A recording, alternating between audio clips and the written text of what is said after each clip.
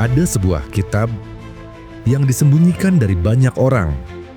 Bukan sekadar teks kuno, tapi sebuah dokumen yang mengisahkan kejadian di luar batas pemahaman manusia. Tentang malaikat yang terbuang, hukuman yang menggetarkan surga, dan rahasia yang terlalu berbahaya untuk diungkap.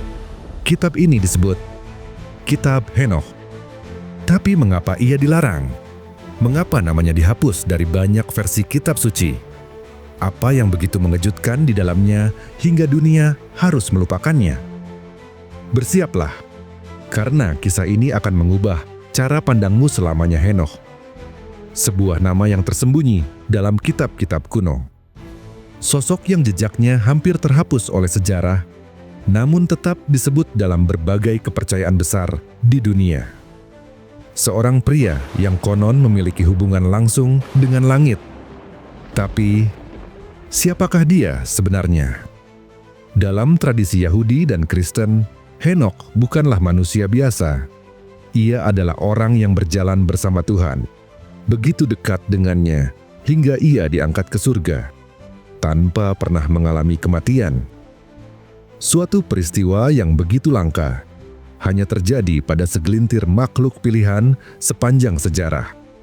Henokh disebut sebagai pria yang mengetahui rahasia-rahasia langit, memahami peristiwa-peristiwa yang belum terjadi, dan bahkan mencatat kejadian-kejadian besar dalam lembaran-lembaran kitabnya.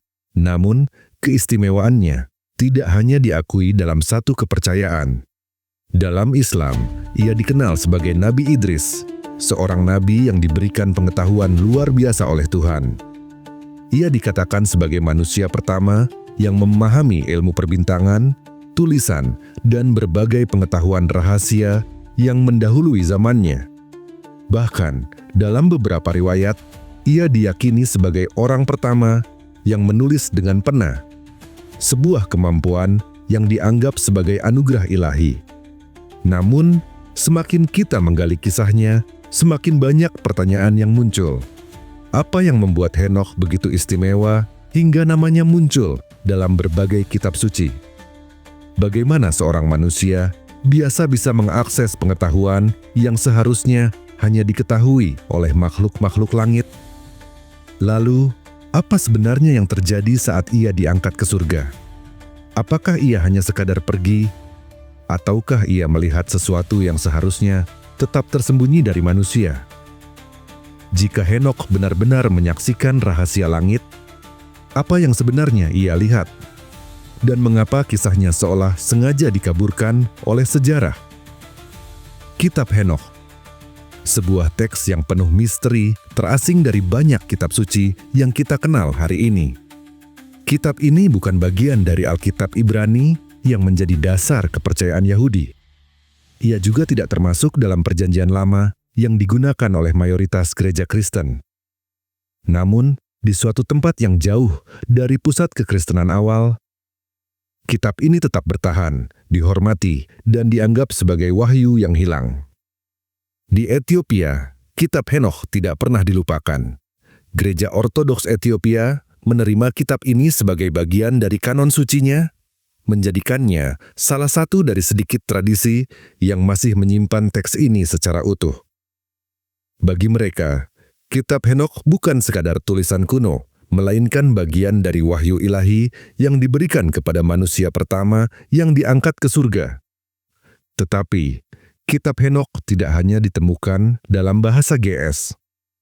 Fragmen dari kitab ini juga ditemukan dalam bahasa Aram di salah satu penemuan terbesar dalam sejarah arkeologi, Gulungan Laut Mati.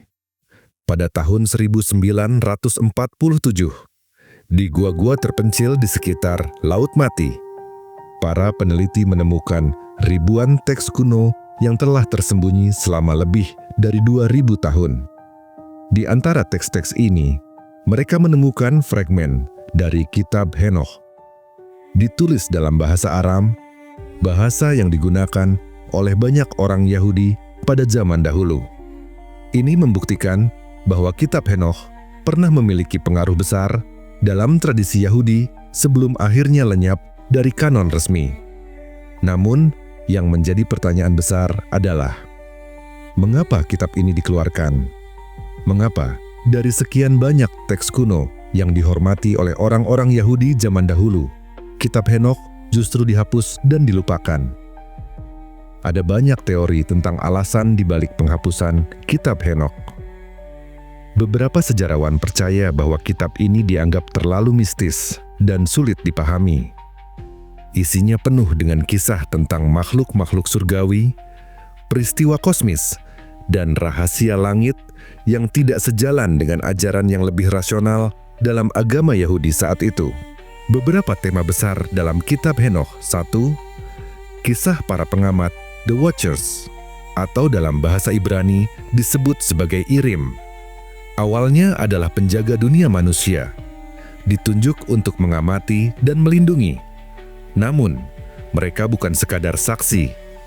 Mereka mulai menginginkan sesuatu yang seharusnya tidak mereka miliki, kehidupan di dunia fana. Dan itulah awal dari sebuah pemberontakan besar. Dalam kitab ini tertulis bahwa para Watchers jatuh cinta kepada anak-anak manusia. Mereka menginginkan perempuan-perempuan di bumi, dan dengan penuh nafsu, mereka meninggalkan tempat mereka di surga untuk hidup bersama manusia. Pemimpin mereka, yang dikenal sebagai Semjaza, bersumpah dengan nama Tuhan bahwa mereka akan melakukan tindakan ini bersama-sama, agar tidak ada yang bisa mundur atau mengkhianati rencana mereka. Dan mereka bersumpah satu sama lain dan mengikat diri mereka dengan kutukan bersama di bawah nama Tuhan.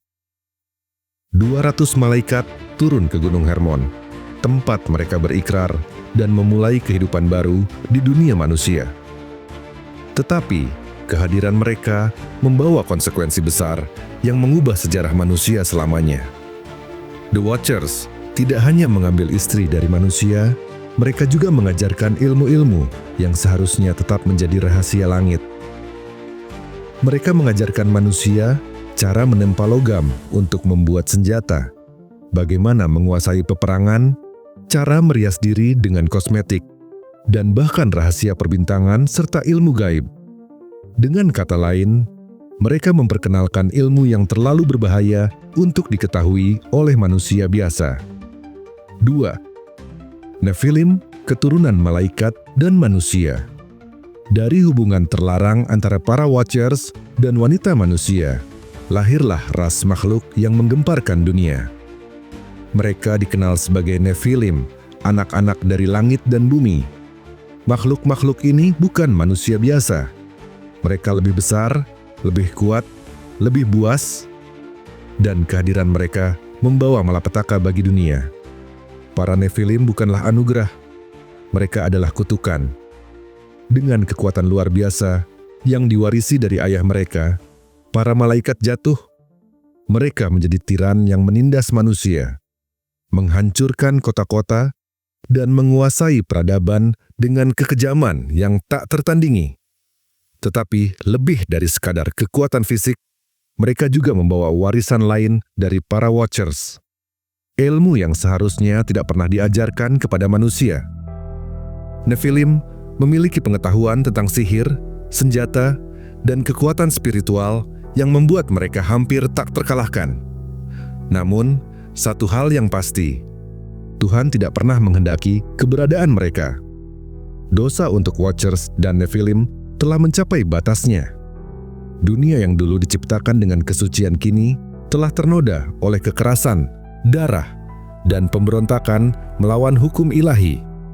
Dan karena itu, Tuhan mengeluarkan keputusan yang tak bisa dibatalkan.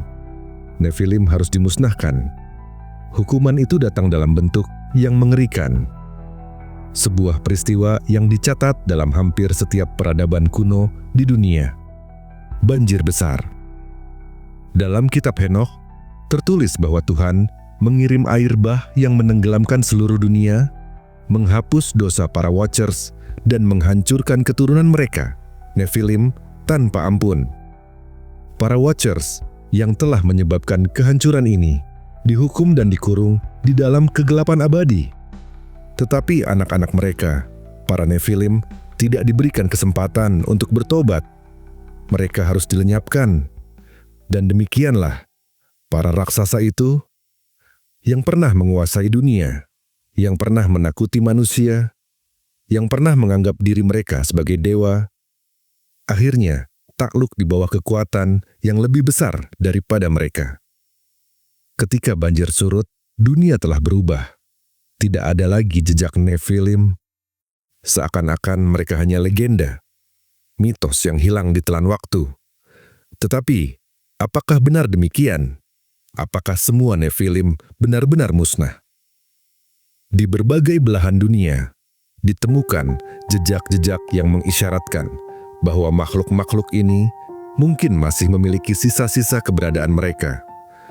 Bangunan-bangunan raksasa yang mustahil dibangun oleh manusia biasa, tengkorak-tengkorak yang terlalu besar untuk disebut manusiawi, dan kisah-kisah rakyat yang menyebutkan adanya raksasa yang masih berkeliaran di tempat-tempat tersembunyi. Apakah mungkin bahwa beberapa Nephilim berhasil selamat dari hukuman Tuhan? Apakah mereka masih ada di dunia ini, tersembunyi di balik mitos dan legenda? Ataukah keturunan mereka masih berjalan di antara kita tanpa kita sadari? 3. Perjalanan Henokh ke surga. Dalam kitab-kitab suci, tertulis bahwa Henokh berjalan bersama Tuhan, lalu ia tidak ada lagi sebab Tuhan telah mengangkatnya. Tetapi, apa yang sebenarnya terjadi? Kemana Henokh pergi? Dan apa yang ia lihat dalam perjalanannya? Henokh diangkat ke langit, bukan hanya sekadar perjalanan, tetapi sebuah wahyu. Ia diundang untuk melihat rahasia alam semesta, dimensi yang tersembunyi, dan takdir akhir umat manusia. Malaikat yang membawanya memperkenalkan diri sebagai Uriel, sang pembawa cahaya dan penyingkap misteri ilahi. Mereka melesat melewati batas-batas dunia manusia, menuju tempat di mana hukum waktu dan ruang tidak lagi berlaku. Di sana, Henokh melihat banyak hal yang tak bisa dipahami oleh manusia biasa. Surga dan takhta. Tuhan Henokh dibawa ke ruang singgasana Tuhan, tempat yang hanya bisa dihuni oleh makhluk-makhluk suci. Ia melihat takhta yang bersinar lebih terang dari 1000 matahari, dikelilingi oleh para serafim, malaikat-malaikat dengan 6 sayap yang terus meneriakkan kudus. Kudus, kudus. Henokh tak mampu mengangkat kepalanya, karena cahaya itu terlalu agung. Di sana, ia diberi pengetahuan tentang asal mula dunia, bagaimana Tuhan menciptakan langit dan bumi, dan bagaimana takdir setiap makhluk telah tertulis sejak awal waktu. Ia memahami bahwa segala sesuatu yang terjadi di bumi, baik dan buruk, telah memiliki tempatnya dalam rencana besar ilahi, neraka, dan hukuman para Watchers. Tetapi perjalanan Henokh tidak hanya tentang keindahan surga.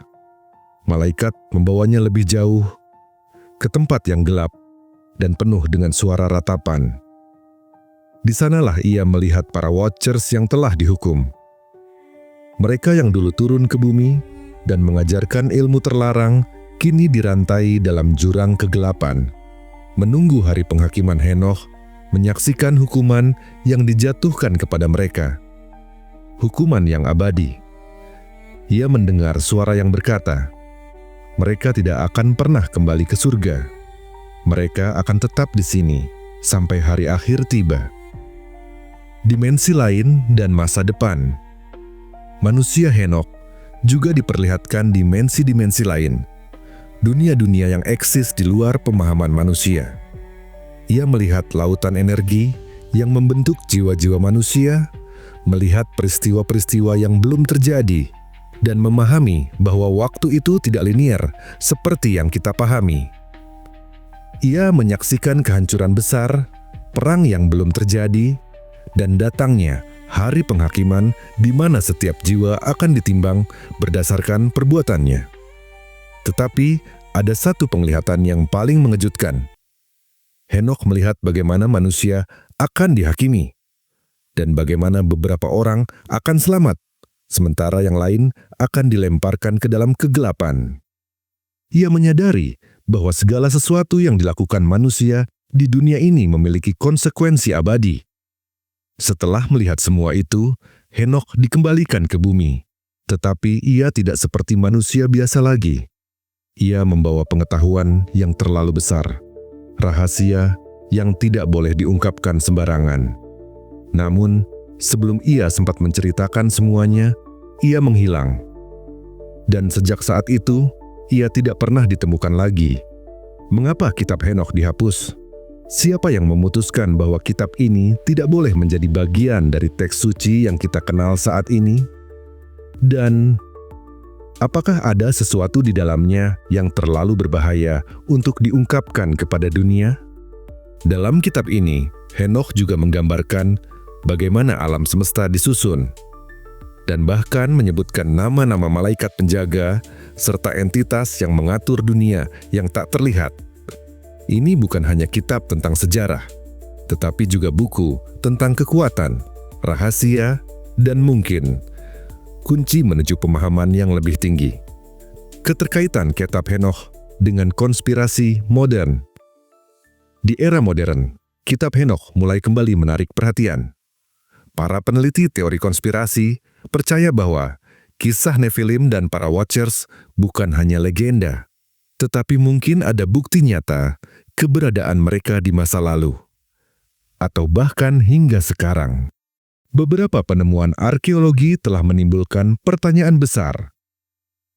Seperti tengkorak manusia berukuran raksasa yang ditemukan di berbagai belahan dunia. Apakah ini sisa-sisa Nephilim yang disebut dalam kitab Henokh? Jika benar mereka pernah ada, mengapa sejarah seolah-olah menghapus jejak mereka? Beberapa teori bahkan menyatakan bahwa para Nephilim, atau setidaknya keturunan mereka, mungkin masih ada hingga sekarang, bersembunyi di antara kita, atau mungkin mereka memiliki pengaruh dalam sistem kekuasaan yang ada di dunia ini. Apakah ini hanya teori liar, ataukah ada sesuatu yang memang telah disembunyikan selama ribuan tahun? Siapa yang menghapus kitab Henokh?